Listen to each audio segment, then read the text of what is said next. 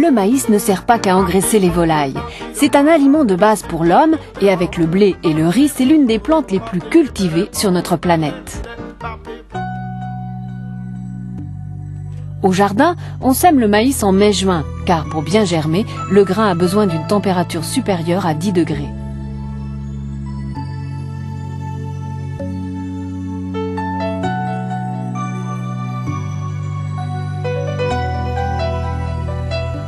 Si on arrose suffisamment le pied de maïs, son unique tige atteint plus de 2 mètres de haut en quelques mois.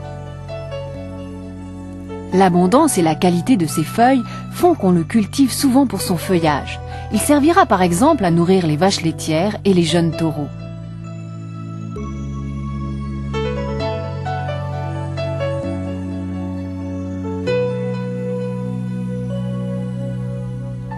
Les fleurs mâles et les fleurs femelles sont séparées et bien particulières. Les fleurs mâles sont portées par des rameaux qui terminent la tige et que les botanistes appellent un panicule.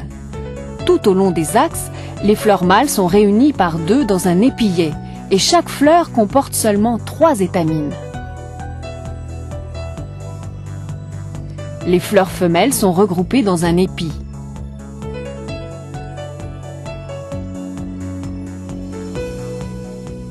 L'épi est entouré par un grand nombre d'enveloppes fibreuses.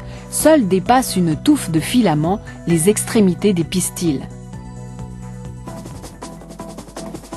Le pistil de chaque fleur femelle est en effet formé d'un ovaire contenant un ovule et d'un très long filament, la soie.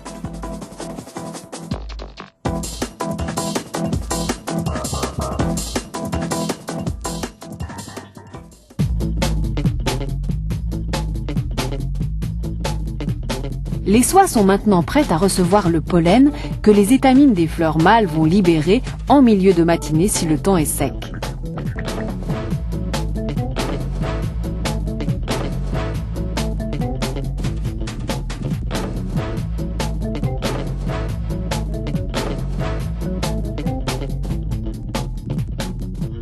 Chaque grain de pollen est relativement lourd. Il a en moyenne une chance sur 20 de tomber sur la soie d'une fleur femelle.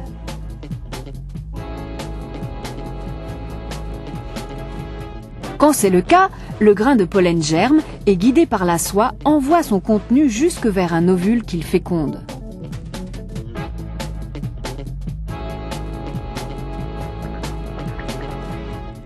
L'épi reste ensuite quelques jours en sommeil, sans grossir.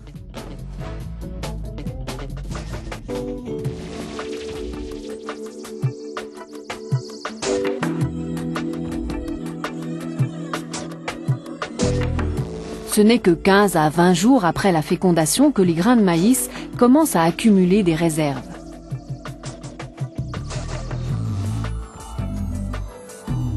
L'épi met environ 1 mois et demi avant d'atteindre sa taille définitive.